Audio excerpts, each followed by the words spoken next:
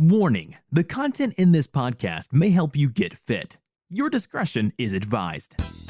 If you haven't been able to reach your fitness goal, it could be because you keep running into fitness scams, misconceptions, and gimmicks. Finally learn the way and get fit with the Real Results No Gimmicks podcast, hosted by body transformation experts Fitness with Flex and Fitness with FlexHERS.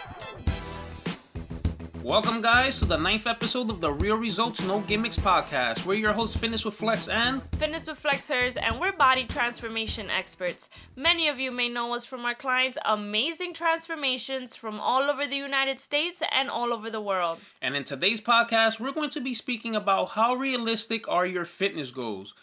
For many of us, if we're starting this fitness journey for the first time and we're eating right and we're exercising, we might not know what to expect and how long our goal will take. Many of us might see our friends getting fit within 3 months, or you see these people on TV or in magazines that sometimes they might be pregnant all of a sudden 3 or 4 months from now. They look ripped or whatever it is, or some actor might be a little bit chubby, and all of a sudden they're gonna be a superhero in a movie, and all of a sudden they're jacked within a couple of months or even a year, and you're probably expecting the same type of results, but again, you cannot compare yourself to anyone. Everyone's completely different. The rate at which everyone's losing body fat and building muscle is going to be different.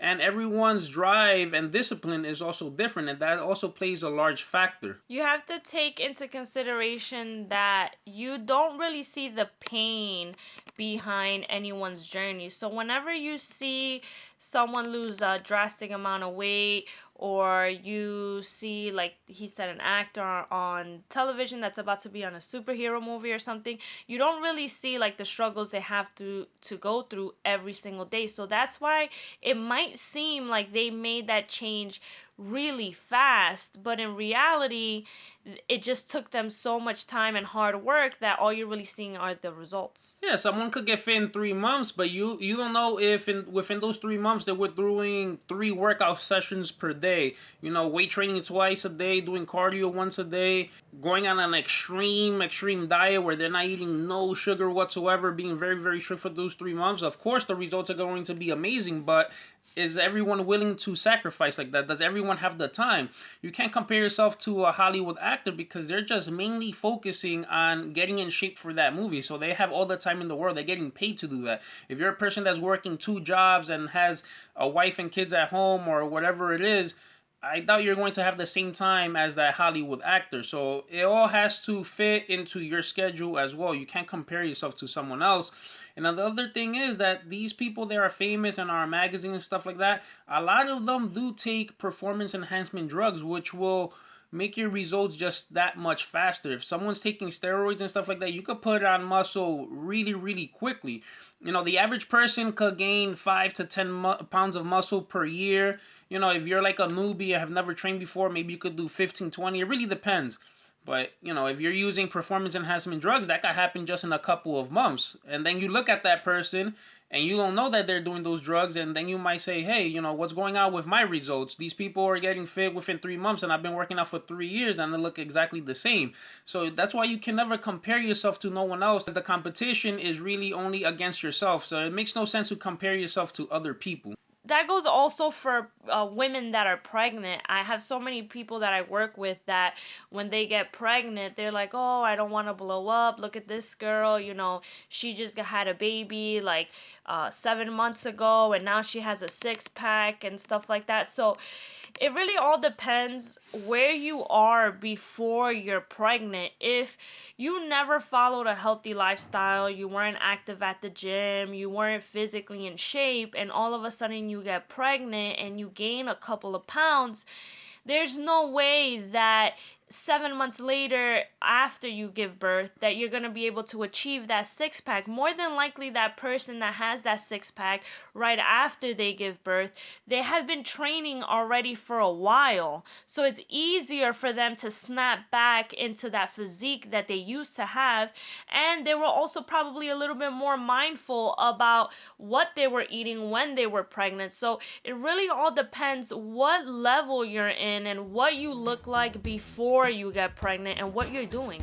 All right, guys, so when we come back from this break, we're going to continue to speak about how realistic your fitness goals are and give you a couple of tips on how you could achieve your goal and make it more realistic towards you. Stay tuned. Do I have to join a gym to see results? What foods are making me fat? Should I work out if I'm sick? Do I have to do abs every day to get abs? Find out the answers to all your fitness questions by reading the Fitness with Flex fitness blogs every Tuesday and Thursday. Visit www.fitnesswithflex.com and learn how to get fit now. So let's talk about how to be realistic with losing body fat. It really all depends on where you are physically. If you're only 20 pounds overweight and you want to get rid of those 20 pounds, giving yourself the goal of 3 months is pretty realistic. If you really are consistent with your meal plan and consistent with your workout routine, you should be able to do it in 3 months. But if you're a person that's overweight, let's say at 300 pounds or 330 pounds, and you want to get rid of 100 pounds, 120 pounds, giving yourself a 3-month period is not really a realistic goal. And this is a little bit dangerous for you because giving yourself an unrealistic goal like that can set you up for quitting and for being a little bit depressed on the fact that you can't meet this goal. Exactly. You can't be 300 pounds and expect to lose it all within a month or two. And if you do, you're definitely doing it the wrong way. It's just unhealthy for you to lose all that weight within that short period of time. If you guys have been overweight your whole life and you're 30 years old, you have 30 years of eating unhealthy, 30 years of not doing any exercise. It's impossible that you're going to transform your body in 3 months. If that was possible, then you'll see everyone outside, being fit. That would mean that being fit is completely easy. And it's not like that. The more you weigh, the farther you are behind. So it's going to take you a little bit longer. Now, it's not going to take you 30 years to lose the weight, that you accumulated within those 30 years, but it's definitely not going to take you 3 months. It might take you, maybe even 2 years. It might take you 3 years. It really all depends on the person. If you guys are losing weight too quickly, you're running the risk of losing muscle mass. And when you do that, you're just going to end up with loose skin. And if you have loose skin, again, you're just making yourself even farther behind because now you're either going to need surgery or you're going to have to diet and exercise in a certain way to slow everything down to try to readjust your skin if it's possible, if it's not that loose. And this is actually something that's very common. We don't even have to get down to the severity of having to lose 100 pounds in 3 months. I've worked with many people that it's only been 3 weeks or 2 weeks and they're like, oh my God, I want to lose more weight. I want the scale to move faster, this, that, and the other. But when I ask them, I'm like, listen, how long has it been that you haven't even been eating healthy or working out? And they tell me, oh, 10 years, 5 years, 6 years. So this is something that's very common and that you should really be careful with, because like I said, when you see yourself that you're not meeting this unrealistic goal, this is just now gonna be a big reason for you to stop and to quit. And it's gonna make sense in your head because you're like, hey, you know what, if I'm not meeting this goal, if I'm not doing it, why am I gonna continue? Because I'm not gonna achieve it anyway. But you just have to give yourself some time and be patient. Sometimes we say this in these episodes about the weight scale, and I'm sorry to reiterate it again, but it's a very important fact that you cannot pay attention to the weight scale. That's one of the biggest factors that makes people quit on their fitness goal, and also a big factor that creates loose skin on people because you're just killing yourself trying to achieve a certain number per week. Trying to lose 10 pounds in a week, which is very unhealthy. You're just going to lose muscle mass that way. You shouldn't be striving to lose any more than a pound or 2 pounds per week. Again, if you have the right meal plan, the right workout routine. I don't know what you guys are doing out there. I don't know what workout routine you're doing, what meal plan you're doing, but you definitely have to be focusing on building muscle so that the muscle can help you burn fat. You can't just focus on burning fat and do all this cardio and starving yourself and all that stuff, because you need to have the right balance in your body and the right nutrients in order for everything to come out properly. If not, for sure you're going to run the risk of getting loose skin because you're going to be losing too much muscle mass. And muscle mass is not something that you want to lose. You only want to lose body fat. Having the weight scale move so rapidly all the time should actually be like your alarm. The same way you have a fire alarm alarm at home that goes off if there's a whole bunch of smoke in the house. It's the same way you should kind of consider the weight scale. If it's moving very rapidly, that should be a sign letting you know, hey, you're doing something wrong. You're really running a big risk of losing muscle mass, and you should really reflect back on what your diet is and what your workout routine is, so you can make sure that you're not losing muscle mass. Yeah, at first, if you're new to working out and to eating healthy, it's very quite possible that you're going to see 7 pounds lost in a week, 5 pounds lost in a week. Week 2, another 5 pounds, maybe 4. But after 4 weeks, after 5, 6 weeks, your body is going to start getting accustomed to the training, accustomed to eating healthy. That's going to start tapering down. You're not going to be losing 7 pounds a week anymore. Because in the beginning, a lot of it is water weight. There's also body fat, all that stuff. But later on, it starts tapering down, and you should only be doing 2 pounds per week at most, maybe 1 pound a week, depending on how hard you're going and what it is that you're doing. So that's something that you definitely need to keep in mind. Another thing that is going to help you maintain a realistic goal is that you have to start noticing the results in certain areas more than others. This is something that I struggled with a lot during the beginning of my fitness journey, when I would tell myself, oh, why isn't this part of my body going away? Or why do I still have fat here? But then I would notice that I didn't have fat in other places. Your genetics play a big part. And this is why it's so important, if you go back and listen to our other podcasts of how we talk about how progress pictures are so important. For example, I am the type of person where I hoard a lot of body fat in my lower extremities, like my legs, my glutes, even my knees. When I first started working out, and I would get aggravated that the scale wasn't moving as fast, hence the reason why I wasn't moving was because I was also building muscle mass. But I would get very frustrated, I would get very unmotivated. But when I would take the pictures, I would notice that my legs didn't have as much cellulite on them, that my hamstrings didn't have as much cellulite, that my glutes looked more filled in. So these are signs, these are actually very big signs that you're making progress, and this should motivate you. But if you're just based on the scale and you're like, oh my God, I need to lose this amount of weight by this certain time, it's gonna get very aggravating at certain times. And also, another thing you guys have to realize is everyone's body composition is different. Everyone hoards body fat in different areas. So if you started out with a gigantic stomach, you just have a big bloated pot belly, and you have skinny arms, let's just say that's your body type, and you've been working out, training, eating right, all that stuff, and it's been 3 months, your stomach is going to go down, but you're probably going to start noticing a little definition in your arms, maybe, in your back or something in your legs, because in your body composition, it might seem like your stomach is not going nowhere, but you have to realize how big was your stomach when you first started.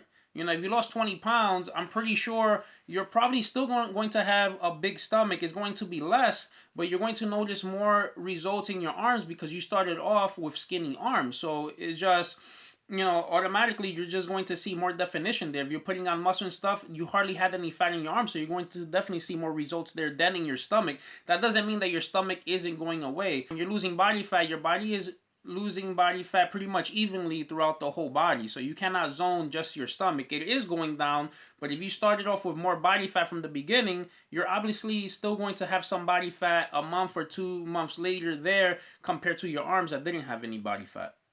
Okay, so let's talk about how there's some people also that when they don't meet their fitness goal, they get a little aggravated, and they don't really take out the time. They allow that aggravation to blur their vision of what it is that they really want, and they don't allow themselves to take a second and look back on, have you been doing everything consistently to meet this goal?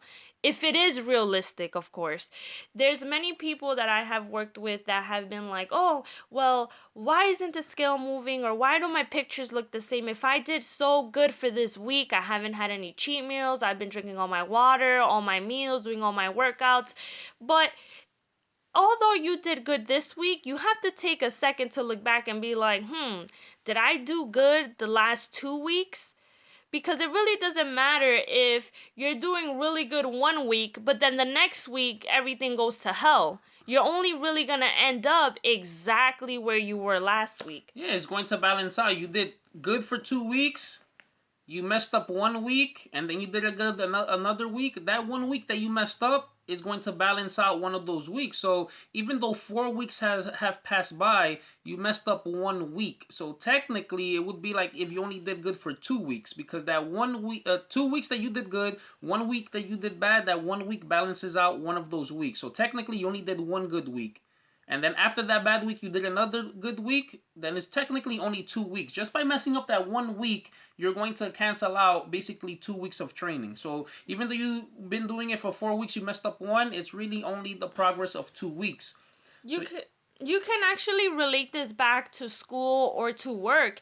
If you, for example, for a whole month at work, you've been out for 3 weeks and you only went every single day for the last week of that month, even though you did an outstanding job for that last week, what do you think your boss is going to tell you when she realizes, hey, you haven't been here for the past 3 weeks? Yeah, I understand you did really, really good for this 1 week. You did an outstanding job. You were never late. You were always here. You were always helping out. But does it really count if you haven't been here for the past 3 weeks? Even if you're in school, if you do really good 1 week out of the month where you do all your homework and you're doing everything, for those other 3 weeks where you weren't handing in your homework, where you weren't getting there on time, I'm pretty sure you're not going to pass the class.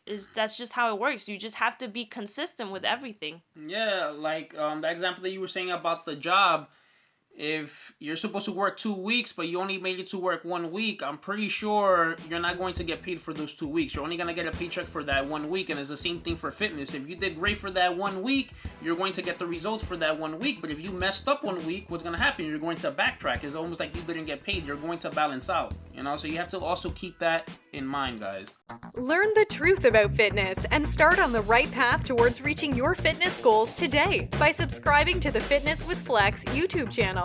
Learn great tips on diet, exercise, healthy recipes, and also check out our client challenges and interviews. And don't forget to visit FitnessWithFlex.com. Alright guys, so now the realistic goals for building muscle, which is different from, losing body fat. There's some people out there that are scrawny, some people out there that are petite, that are small, that would like to gain muscle mass. How realistic would your goals be? If you're someone that has a very, very high metabolism and you feel like you're eating everything in sight and you're not gaining any weight at all, whether it's fat or muscle, you have a fast metabolism. So some way, somehow you have to slow that down. I had this client one time that she was a female. She weighed about 108 pounds. I was giving her 5 meals a day. She was not gaining any weight at all. I raised her up to 6 meals a day, still wasn't gaining any weight. So I had to move her up to 7 meals per day. And then that's when her body started, holding on to a little bit more body fat, started to create more muscle mass. And then after a while, after a month or two of doing the 7 meals per day, her metabolism slowed down enough that she was able to see the results. And then there we were able to take it back down to maybe 6 meals, 5 meals, or whatever it is. So it's the same thing. Building muscle also isn't easy. In the beginning, you're going to build muscle rather quickly because your body is not used to it. But the more you train and the more you train and the longer you have, the more years you have, the slower the progress is going to be. For example, I've been working out already for about 16 years. There's no way possible that I'm going to gain 20 pounds of muscle in 1 year because my body is too adapted already to working out. Well, I would have to do some crazy extreme stuff, and it's probably still not going to gain 20 pounds of muscle. I'll be happy with gaining 5 pounds of muscle within a year. Maybe 6, 7, or whatever it is, going really, really hard.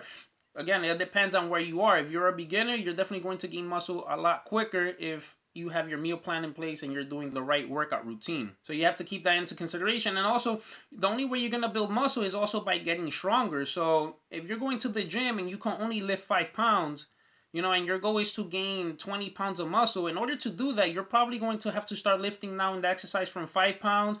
Maybe now you got to start lifting 50 pounds. So you can't do that in a week or two. You have to gradually build the strength, or you're just going to get injured, or you're not going to be doing the right form, the right technique, and your body's not going to come out the way that you want it to come out. You can't just go into the gym just for the sake of doing exercise. You have to have a reason why you're training a certain way so that it could be effective. If you're just going in there just to do exercise and do random exercise, then you're going to have random results and a random body. You're not working specifically for any specific type of body type that you want to evolve your body into. So that's also very, very, very important to keep in mind. And going back to when he said having 7 meals, I know a lot of you guys out there might be like, holy shit, 7 meals? Who the hell has time for 7 meals? Especially for those out there that are listening that do have a fast metabolism and this is one of their problems. You have to know that it's all sacrifice. Even when it comes to losing body fat, if you were in the case where you have to lose body fat, there's certain sacrifices that person has to go through in order to achieve that goal. The same way that you or someone that has a super fast metabolism and is trying to build muscle and can hold on to muscle because their metabolism is so fast, it's the same thing. They're going through the same sacrifices, they're going through the same struggle, and you just have to be consistent and you just have to bear with it up until you get your results. Yeah, for someone that's losing weight, they might see someone that's skinny like, oh my God, all they have to do is eat all that food. Yeah, I would love to be in that problem. It's hard. But that person that's skinny, that you're telling, they're only used to eating 3 meals a day, and all of a sudden they have to eat 7, that's also going to be a problem. When you don't want to eat food, it's very, very hard to stuff your face and try to force feed yourself just to make up the extra calories to slow down that metabolism. So both of them have their pros and cons, and one you have to sacrifice food, and the other one you could probably eat more food, but if you don't want to eat it, it's also going to be pretty hard as well. Now, another thing is we get a lot of clients also that want to enter the police academy, the fire department, maybe enter the army or whatever. You have to be a certain weight. You have to pass the physical tests and stuff where you got to do push-ups, sit-ups, and all that stuff. Now, if that's your goal is to get ready for that test, again, you have to be realistic. If your test is 2 months from now, then you have to start right now. You already started too late. Sometimes I get people that call me up or email me and they're like, listen, I have to get ready for this test and it's a month from now. And they can't even do one push-up. They can't even do one sit-up. You're slacking. That's very unrealistic for you to do it. Sometimes it's achievable. We're going to have to go very, very hard, but I can't promise anything. But if you know that the test is coming up, you should have given yourself enough time to prepare for that. If you cannot do one push-up whatsoever, and you have a test coming up, you have to make sure that you start preparing maybe 4 months in advance. If you have to do 50 push-ups for the test or whatever, 100 sit-ups for the test, and you can't even do one, you cannot leave it for a month before the test. That's definitely not realistic. And it really all depends where you are physically. I understand that, you want to join either the army, the police academy, whatever it is. You have to, again, back to one of our first topics, you have to be realistic with yourself on where you are physically. I'd rather start off 5 months before, 6 months before, and give myself 3 weeks of just extra time where I can either lounge around and be like, all right, I put in all the work, then give myself a 2-month period and I'm like, holy fuck, how am I going to be able to do this in 2 months? On top of that, there are people that start off and can do a push-up or two, but then you have other people that can't do a push-up at all, that can't even jog, let's say, for 20 minutes because they're out of breath. So it really all depends where you are physically. So it's better to give yourself more than enough time than not enough time. Exactly, and going back to how realistic the goals are, again, in the beginning, your results could be rather fast if you haven't trained before, but if you could also get quicker results if you have been training and for some reason you got injured or something happened, you had a kind of like a layoff. Your body will be more receptive to the exercises and your results will be a little bit quicker when you do come back.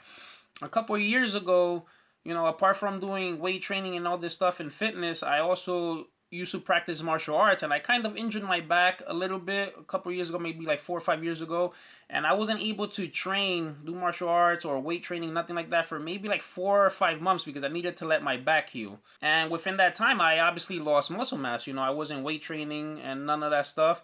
And when I came back, I remember I was maybe like about 212 pounds on the scale, and within 2 months and a half, I was able to get down to 183 pounds. And some people see that those results and they're like, wow, that's really, really fast or whatever it is. But, in my case, it is fast. I definitely was sacrificing myself. I was definitely, busting my ass in the gym, doing cardio, eating very, very strictly. So that definitely played the factor. But the fact that I have been training for so long and I already had these muscle cells and all that stuff, my body was more receptive, and it got into shape a lot quicker than if I would have had just started for the first time. So you also have to keep that in mind. It also depends on where you're starting from. Again, it does get harder to build muscle and to lose fat the longer you've been training. But sometimes if you have a layoff and you come back in, it's almost like you're kind of starting over, but your body's also remembering that you used to do that, and they'll adapt back to it a lot quicker. It's funny that you say that, because you can actually relate that back to our previous topic about women that are pregnant.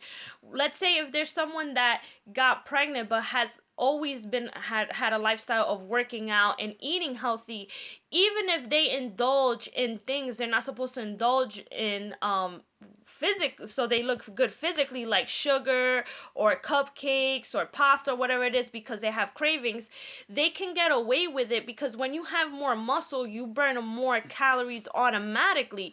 That's why you see all these women that don't follow a healthy lifestyle and don't follow an active lifestyle at the gym. When they do get pregnant, they usually blow up like a blimp, because you're consuming all these extra calories. You're not really keeping track of what it is that you're eating, and you're just hoarding onto all that body fat, on top of the fact that your metabolism's already so slow. When you have this person that's fit, eating all these calories, even if they're not keeping on top of it, they can burn the calories off faster. Exactly. Now, if you guys are trying to reach your goal, I always recommend that the best thing to do is keep a fitness journal. Let's say your goal is to lose 50 pounds within the next 6 months. Okay, so that's the main goal of 50 pounds within 6 months, or let's say within 5 months. Now you have to break that down into monthly. Now that means that monthly you got to strive to do 10 pounds, which is pretty realistic. If you could do 2 pounds per week, it's about 8, maybe it's a little bit less, it depends.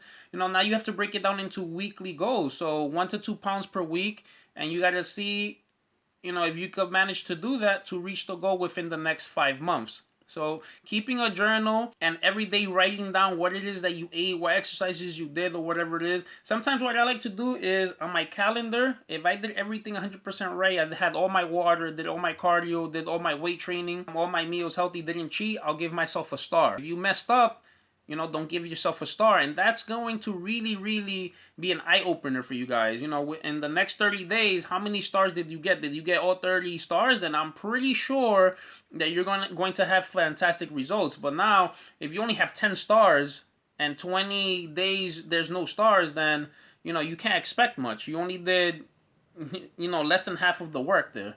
So you can't expect to look like a fitness model if you're only putting in 10 days out of 30 days. So it's very important to keep track of that.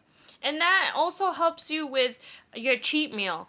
Let's say if you have 2 stars out of the week, don't give yourself a cheat meal at the end of the week, because you don't deserve it. You haven't done what it is that you have to do. And also, keeping a journal is not only going to help you reach your fitness goal when it comes to losing body fat or gaining muscle mass, it's also going to help you realize if you're getting stronger, if you're getting better, if your lunges are getting easier, if you're no longer having pain in your knee. That's something that you can write down in your journal as well. What were you doing before when you did have knee pain and all of a sudden your knee pain went away? So there's a lot of little things that you can also figure out about yourself and figure out about your body by just keeping a fitness journal. All right, guys, so I hope that this episode really helps you put into perspective how long your fitness goal will take to accomplish, and you do not get discouraged. Remember, it could take a while, but it's better to do everything 100% right, because if you try to take a shortcut, you're definitely going to run into a consequence, and your fitness goal is just going to take a lot longer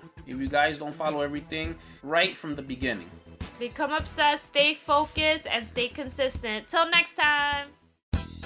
Thanks for listening to the Real Results No Gimmicks podcast. We really appreciate it. And if you like what you just heard, please feel free to share our episodes with your friends and visit our website, www.fitnesswithflex.com.